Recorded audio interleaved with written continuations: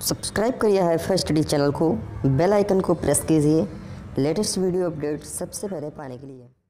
Hello friends, once again welcome back to only YouTube channel hi fi study पर आपका स्वागत है। और जैसा कि आप सबको पता है कि प्रिपरेशन हमारी बहुत अच्छी चल रही है, ठीक है। तो चलिए स्टार्ट करते हैं फिर आपका बिना टाइम वेस्ट किए। और आज मैं यहाँ पे लेके आई हूँ आपके लिए हिंदी के मोस्ट इंपॉर्टेंट क्वेश्चन, ठीक है, लघु उत्तरीय प्रश्न। तो ध्यान से देखना आप सभी, ठीक है।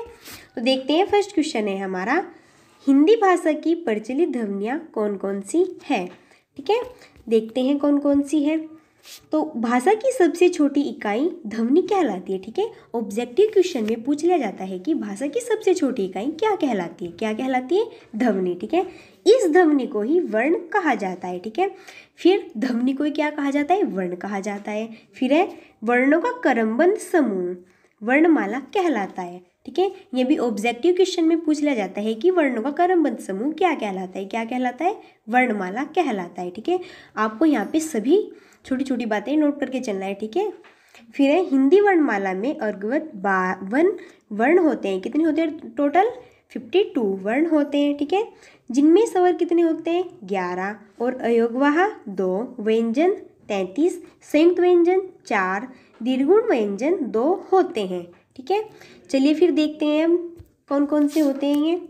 पहला है हमारा स्वर, ठीक है। स्वर को समझते हैं, सब जानते हैं स्वर क्या होता है। तो स्वर जिन वर्णों के उच्चारण के लिए अन्य ध्वनियों का सहारा नहीं लेना पड़ता उन्हें स्वर कहते हैं, ठीक है। जैसे कि ए, ठीक है, आ, ठीक है, ई, ऐ, ठीक है, ऊ, ठीक है। और एक यहाँ पे क्या होता है, औ, ठीक है। ये होता है यहाँ पे, इन्होंने बुक वालों ने मिस कर रखा है, ठीक है। डोंट वरी, कोई बात नहीं, हो जाता है, ठीक है। बट आपको यहाँ पे देखना है, ठीक है। फिर है हमारा री, ठीक है, ए, ऐ, ओ, औ, ठीक है। तो कितने हो गए टोटल? 11, ठीक है। कितने हो चुके? 11, ठीक है। ये आप लोग यहाँ से नोट कर लेना, ठीक है। ये भी होता है, यहाँ पे इन्होंने मिस कर रखा है बुक वालों ने। फिर नेक्स्ट है हमारा अयोगवाह, ठीक है। तो देखते हैं अयोगवाह का क्या होता है, ठीक है। तो क्या होता है, अंग, अंग, ठीक है, अ, ठीक है, ये होता है। और क्या होता है, ये होता है, ठीक है। इनको हम क्या बोलते हैं, अयोगवाह कहते हैं, ठीक है। जैसे कि हम एग्जाम्पल से देखते हैं, जैसे कि हम बनाते हैं अंगूर, ठीक है। तो क्या बनाते हैं, अंगूर। तो इस पे जो ये अंग की बिंदी लगी हुई है, ठीक है, तो ये क्या है, अयोगवाह है। आई बात समझ में, ठीक है। तो अब देखते हैं हम व्यंजन, ठीक है। व्यंजन समझते हैं, व्यंजन क्या होता है, सबको पता है, ठीक है। व्यंजन क्या होता है, जो स्वरों की सहायता से उच्चारण होते हैं, ठीक है, उनको ही हम क्या कहते हैं, व्यंजन कहते हैं। सिंपली भाषा में समझाया बिल्कुल आपको, ठीक है। जो स्वरों की सहायता से उत्पन्न होते हैं, ठीक है, तो उनको क्या कहते हैं, व्यंजन कहा जाता है, ठीक है। तो देखते हैं व्यंजन क्या होते हैं, ठीक है। तो जो ये है हमारा व्यंजन, इसमें 5 वर्ग होते हैं, ठीक है। कितने वर्ग होते हैं? 5 वर्ग होते हैं, ठीक है। एक होता है कै वर्ग, एक होता है च वर्ग, और टै वर्ग, तै वर्ग, पै वर्ग, ठीक है। तो आपको शॉर्ट फॉर्म में कैसे याद रखना, ठीक है, ठीक है। तो कैसे याद रखना, एक तो है कै, च, टै, तै, पै, ठीक है। बस आपको ये याद रखना, सिर्फ ओनली 5 वर्ड, ठीक है। ये याद रखना कि क्या, कचट तप, ठीक है। कैसे क्या हो जाएगा, कै वर्ण, च से च वर्ण, ठीक है, और ट से टा वर्ग, और ता से ता वर्ग, और पा से पा वर्ग, ठीक है। तो आप क्या याद रखोगे, कचट तप, क्या याद रखोगे, कचट तप, ठीक है। बिल्कुल शॉर्ट ट्रिक है, ठीक है। तो देखते हैं, जैसे कि क, ख, ग, घ, ऐ, ठीक है। फिर च, छ, ज, झ, ण, ठीक है। फिर ट, ठ, ड, ढ, ण, ठीक है। त, थ, द, ध, फिर न, ठीक है। प, फ, ब, भ, मै, ठीक है। तो कितने हो गए, 5 वर्ग हो चुके हैं, ठीक है। तो जैसे कि अब यहाँ पे पूछ लिया जाता है कि ये है कै वर्ग, ठीक है। तो कै वर्ग को क्या कहा जाता है, तो कै वर्ग को हम क्या कहते हैं, कंठ कहते हैं। क्या कहते हैं, कै वर्ग को हम कंठ, ठीक है। कंठ का मतलब होता है गला, ठीक है, जो गले की सहायता से बोले जाते हैं, ठीक है, उसको क्या कहते हैं, हम कंठ कहते हैं। फिर है च वर्ग, ठीक है। तो जो ये हमारा च वर्ग, इसको हम क्या कहते हैं, इसको हम कहते हैं तालु, ठीक है। क्या कहते हैं, तालु, ठीक है। तो जो तालु होता है वो जीभ के ऊपर का जो हिस्सा होता है ना, उसको तालु कहते हैं, ठीक है। जो जीभ के ऊपर का हिस्सा होता है ना, तो वहाँ से उच्चारित होते हैं ये चा वर्ग, ठीक है। फिर है हमारा थर्ड है हमारा टा वर्ग, ठीक है। तो इसको क्या कहते हैं, इसको हम कहते हैं मूर्धन्य, ठीक है। क्या कहते हैं इसको, मूर्धन्य, ठीक है, ठीक है। और जैसे कि हमारा क्या है, ता वर्ग है, ठीक है। तो ता वर्ग को हम क्या कहते हैं, दंत, ठीक है, क्या कहते हैं, दंत। और जैसे कि हमारा ये है पा वर्ग, इसको हम क्या कहते हैं, ओष्ठ कहते हैं। क्या कहते हैं, ओष्ठ कहते हैं, ठीक है। तो अब देखते हैं फिर, अब यहाँ पे है अंतस्थ व्यंजन कौन कौन से होते हैं, ठीक है। अंतस्थ व्यंजन, ठीक है, तो सबको पता होगा, या, रा, ला, वा, ठीक है, ये सभी क्या होते हैं, अंतस्थ व्यंजन होते हैं, ठीक है। फिर ये हमारा शा, शा, सा, हा, ये क्या होते हैं, ये हमारे ऊष्म व्यंजन होते हैं। क्या होते हैं, ऊष्म व्यंजन होते हैं, ठीक है। फिर है हमारे यहाँ पे संयुक्त व्यंजन, ठीक है। तो संयुक्त व्यंजन कौन कौन से होते हैं, जैसे कि श, ठीक है, त्र, अज्ञ, शर्मिक, ठीक है, ये क्या होते हैं, हमारे संयुक्त व्यंजन होते हैं, ठीक है। फिर है हमारा यहाँ पे दीर्घुण व्यंजन, ठीक है। तो दीर्घुण व्यंजन कौन कौन से होते हैं, ड और ढ, ठीक है, क्या होते हैं, ड और ढ, ठीक है। फिर है यहाँ पे कुछ ध्वनियाँ विदेशी भाषाओं से ली गई है, इन्हें आगत ध्वनियाँ कहा जाता है, ठीक है। जो ध्वनियाँ विदेशी भाषाओं से ली गई है उसको क्या कहा जाता है, आगत ध्वनियाँ कहा जाता है। जैसे कि ज तथा फ अरबी तथा ओ अंग्रेजी भाषा से ग्रहण किए गए हैं, ठीक है। इन्हें क्रम से नुक्ता एवं ऐधृद चंद्र ध्वनियाँ कहते हैं, ठीक है। और सबसे इम्पोर्टेंट लाइन है, देखो यहाँ पे ये कि पंचम वर्ण कहलाते हैं। तो क्या कहलाते हैं पंचम वर्ण, जैसे कि अय, न, न, ना और माँ, ठीक है, ये सभी क्या कहलाते हैं, पंचम वर्ण कहलाते हैं। इनको हम क्या कहते हैं, इनको हम नासिक भी कहते हैं, जो नाक की सहायता से बोले जाते हैं। किसकी सहायता से बोले जाते हैं, नाक की सहायता से बोले जाते हैं, उसको हम नासिक भी कहते हैं और इनको हम पंचम वर्ण भी कहते हैं। तो याद रख लेना आप लोग, बहुत इंपॉर्टेंट है इसमें सारी बातें, ठीक है। फिर है स्वर, ठीक है। तो हमने बताया था भी आपको कि स्वतंत्र रूप से बोले जाने वाले वर्णों को स्वर कहते हैं। स्वर के उच्चारण में हवा बिना किसी रुकावट के मुख से बाहर निकलती है, बिल्कुल। जैसे कि हिंदी भाषा में कुल 11 स्वर हैं, जैसे कि अ, ठीक है। तो किसी के भी इसमें ध्वनि का उच्चारण नहीं है, ठीक है, बिल्कुल क्या है, स्वतंत्र है, ठीक है। फिर नेक्स्ट क्वेश्चन देखते हैं हम, उच्चारण स्थान की दृष्टि से व्यंजन भेद बताइए अथवा उच्चारण स्थान एवं वर्णों का वर्गीकरण कीजिए, ठीक है। तो देखते हैं, छात्रों को उच्चारण स्थान अर्थात उचित ध्वनि निर्गम से परिचित कराना जरूरी है, बिल्कुल, ताकि वे उच्चारण संबंधी भूल ना करें, ठीक है। उच्चारण वर्णों का वितरण वर्ग प्रकार दिया गया है, ठीक है। तो समझते हैं इसको भी।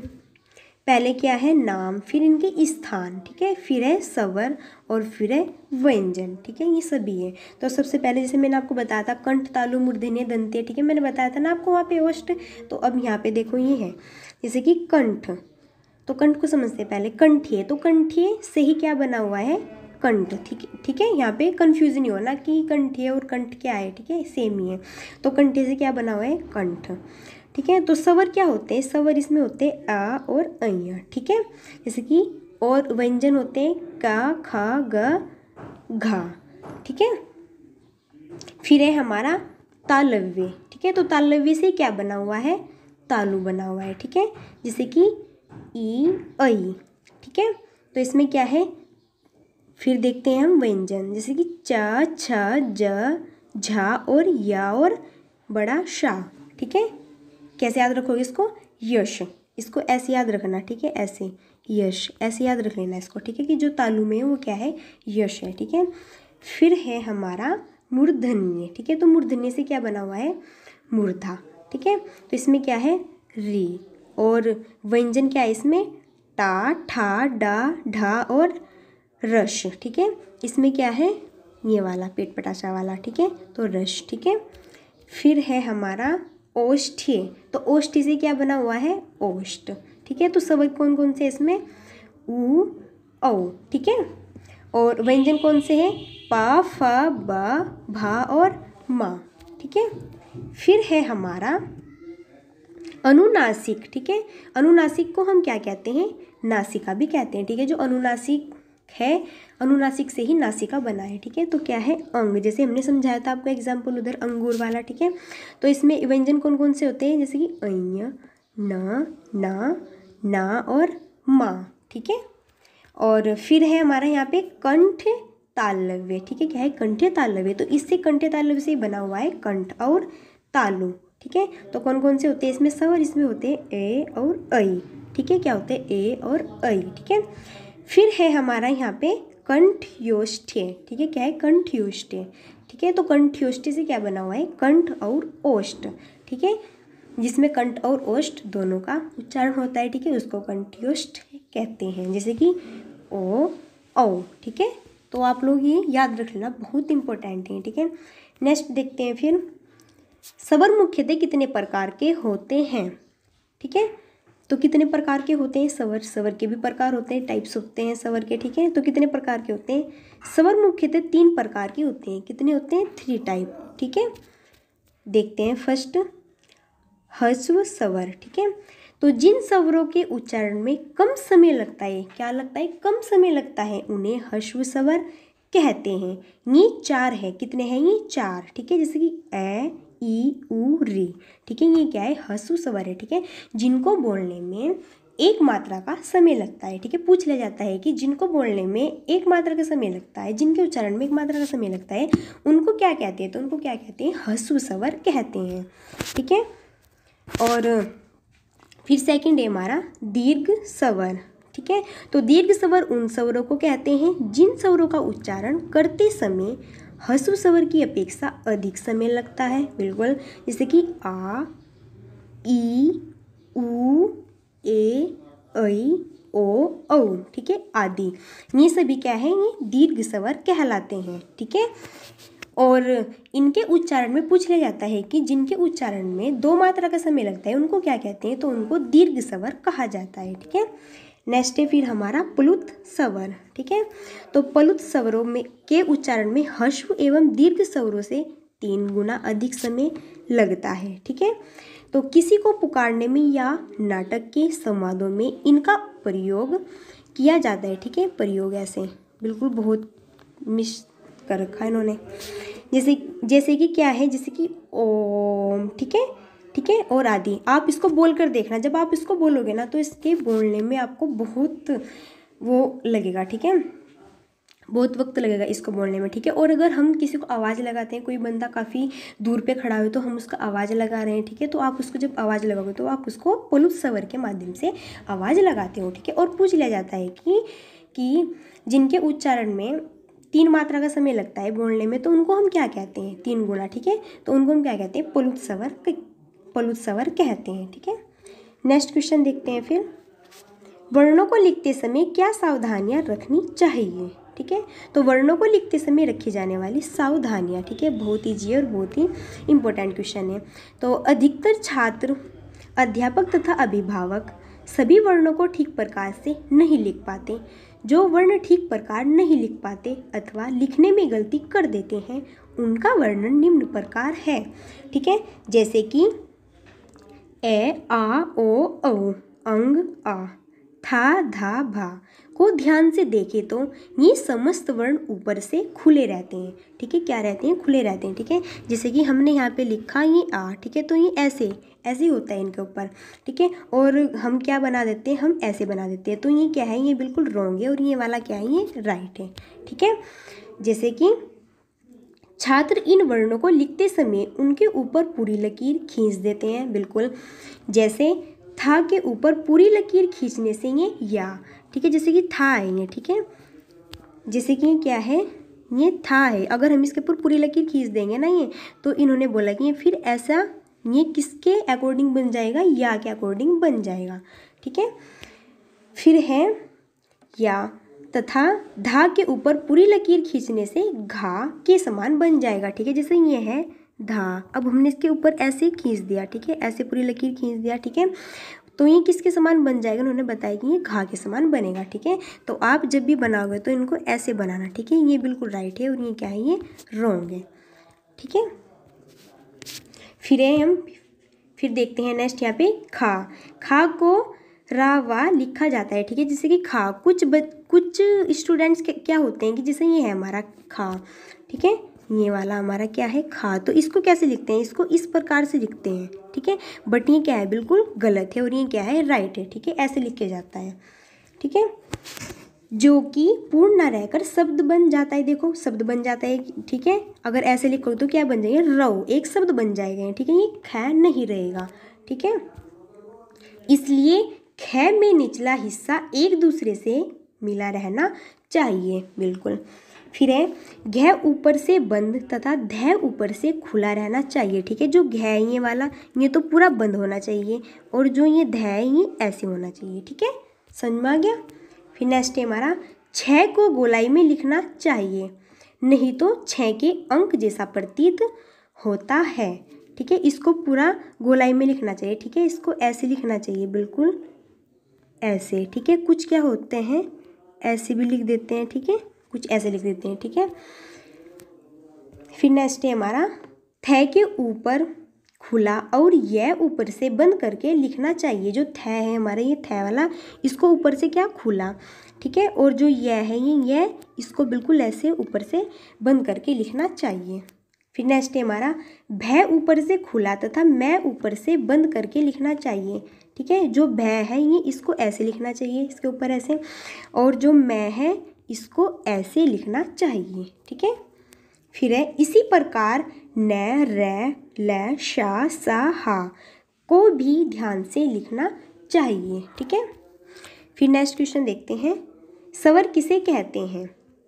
वे अक्षर जिनके उच्चारण में ध्वनि फेफड़ों से निकलकर कंठ से होती हुई मुख्य उच्चारण स्थानों को स्पर्श किए बिना मुख द्वार से बाहर निकल जाती है, स्वर कहलाते हैं। स्वरों का उच्चारण किसी अन्य अक्षर की सहायता के बिना स्वतंत्र रूप से होता है, बिल्कुल राइट है, सबको पता है, ठीक है। तो हिंदी भाषा में कुल कितने स्वर हैं, 11 स्वर होते हैं, ठीक है। जैसे ए, आ, ठीक है, ई, ऐ, उ, औ, री, ए, ऐ, ओ तथा औ, ठीक है। फिर नेक्स्ट है हमारा व्यंजन कितने प्रकार के होते हैं अथवा स्पर्श व्यंजन से क्या अभिप्राय है, यह अंतस्थ व्यंजन से किस प्रकार भिन्न है, अथवा हिंदी भाषा के व्यंजन वर्णों के उच्चारण स्थानों के नाम लिखिए, अथवा संयुक्ताक्षर व्यंजनों को लिखिए, ठीक है। अथवा स्पर्श व्यंजन किसे कहते हैं, स्पर्श व्यंजन का उल्लेख कीजिए। बहुत इंपॉर्टेंट क्वेश्चन है, बहुत ही ज़्यादा इंपॉर्टेंट है, ठीक है। तो चलिए देखते हैं इसको। जब प्राणवायु कंठ तथा मुख के अवयव से टकराती हुई बाहर निकलती है तो जो ध्वनियाँ उत्पन्न होती है उन्हें व्यंजन कहा जाता है। जैसे क, ख, ग आदि प्रत्येक व्यंजन का उच्चारण स्वर की सहायता से होता है, ठीक है। जैसे कि हमने क्या बोला यहाँ पे, का बोला, का, ठीक है। तो का के बाद में क्या निकलना हमें, आ की ध्वनि हो रही है ना प्रतीत, का, तो का के बाद में क्या की ध्वनि, किसकी ध्वनि वो हो रही है आपको प्रतीत, आ की ध्वनि, ठीक है। तो देखते हैं यहाँ पे हिंदी भाषा में व्यंजनों की संख्या कितनी है, 33 है। व्यंजन मुख्यतः 4 प्रकार के होते हैं, ठीक है। पूछ ले जाते हैं ऑब्जेक्टिव क्वेश्चन में कि हिंदी भाषा में व्यंजनों की संख्या कितनी है, तो कितनी है, 33, ठीक है। और व्यंजन कितने प्रकार के होते हैं, 4 प्रकार के होते हैं, ठीक है। देखते हैं कौन कौन से। फर्स्ट है हमारा स्पर्श व्यंजन। इन व्यंजनों के उच्चारण में हवा उच्चारण स्थानों को स्पर्श मात्र करती है। ये 5 वर्णों में जैसे कि का वर्ग, चा वर्ग, टा वर्ग, ता वर्ग और पा वर्ग में विभाजित है, ठीक है। तो इसको शॉर्ट फॉर्म में मैंने आपको बताया था कैसे याद करना है, कैसे कै, चे, टे, ते, पे, ऐसे याद करना आपको, ठीक है। फिर है हमारा अंतस्थ व्यंजन। जिन व्यंजनों के उच्चारण में जिह्वा मुख के किसी भाग को स्पर्श नहीं करती और हवा बिना रगड़ खाए मुंह से बाहर निकल जाती है उन्हें अंतस्थ व्यंजन कहते हैं, ठीक है। जैसे कि या, रा, ला, वा, ठीक है, ये वाले होते हैं। फिर है हमारा ऊष्म व्यंजन। जिन वर्णों के उच्चारण में हवा मुख से रगड़ खाती हुई धीरे धीरे बाहर निकलती है उन्हें ऊष्म संघर्षी व्यंजन कहा जाता है। जैसे सा, शा और शा और हा, ठीक है। आप इनको बोल के देख लेना तो आपके बिल्कुल क्लियर हो जाएंगे, ठीक है। फिर नेक्स्ट है हमारा संयुक्त व्यंजन। 2 अथवा 2 से अधिक व्यंजन मिलने पर संयुक्त व्यंजन बनते हैं। जैसे ठीक है। जैसे कि क प्लस शा से क्या बना, शाह, ठीक है। और ता प्लस रा से क्या बना, त्रय। और जा प्लस ना से क्या बना, अज्ञे। और शा प्लस रा से क्या बना, शर्मिक, ठीक है। तो अब इनसे बनाते क्या क्या वर्ण, इनसे क्या क्या वर्ड बनते हैं। तो जैसे शाह है, इससे क्या बनता है, अक्षर और कक्षा, ठीक है। और त्र से पुत्र और त्रिशूल, अज्ञा से ज्ञान और विज्ञान, और शा से श्रम और विश्राम, ठीक है। तो ये थे आपके लिए आज के इम्पोर्टेंट क्वेश्चन, ठीक है, जो मैंने आपसे शेयर किए। सो thanks for watching, keep study and bye bye.